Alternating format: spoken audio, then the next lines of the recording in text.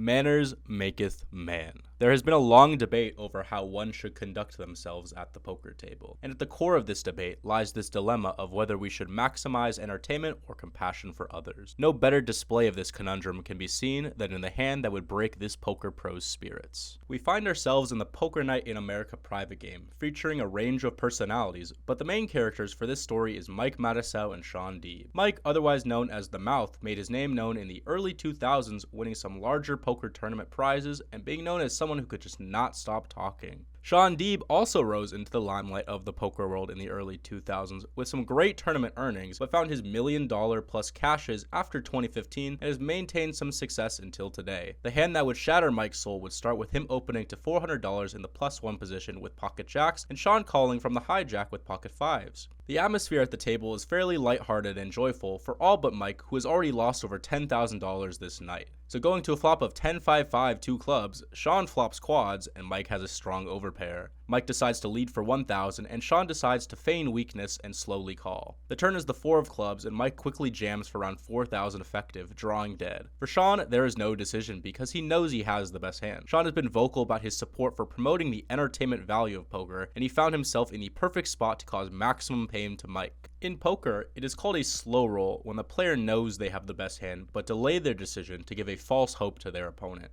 Now Sean immediately lights up and gleefully tells another player that he's slow rolling Mike. Dude, when they like come and they all high five. Yeah, I was surprised. Rich was awesome. Yeah, he was like pumped up, and they were saying, "Here's our teams." Yeah, right. Really, you should be like, "You kidding me?" But Mike was unaware of this exchange because he is so focused on not trying to give away information to his opponent. The table is still engaged in a separate conversation with most unaware of what is about to occur. To pull off a successful slow roll, you must lure your opponent into thinking you might fold your cards. So Sean draws out his fake contemplation as long as possible. And after some time, Sean finally gives Mike the bad news by saying, So you guys give him a minute here. He's got a tough decision. All right, I call.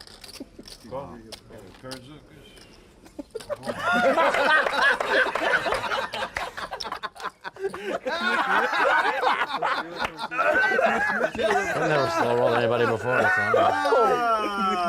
The table erupts with laughter, realizing Sean just pulled off what is considered the most disrespectful move in poker. With high fives all around, we see Mike scoff in pain as he now realizes he has lost over $18,000 tonight. Mike stews in his sadness, taking in a mixture of anger and despair with the crushing feeling of being duped. Despite the rising emotions from Mike, the rest of the table continues to throw in jabs at his expense. The funny thing is, how did Mike not know? They're going, FPT, FPT, Craig!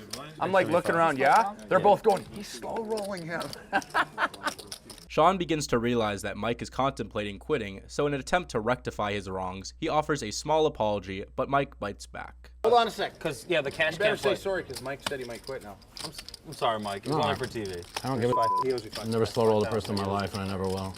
I don't think. I think it's the most He disgusting thing might you can quit ever do. because he got slow. Do anything to me, you can call me an name or son. You slow roll me, I'll punch you in the mouth. All right. You think I'm joking? I'm not. I know you're not. Okay? Do it, pop him, pop him. He's You know, being if dead I thought serious you were too, you offended, I guys. would not You have can call done me, you can make fun of me, you can do whatever you want. It's one thing I don't deal with.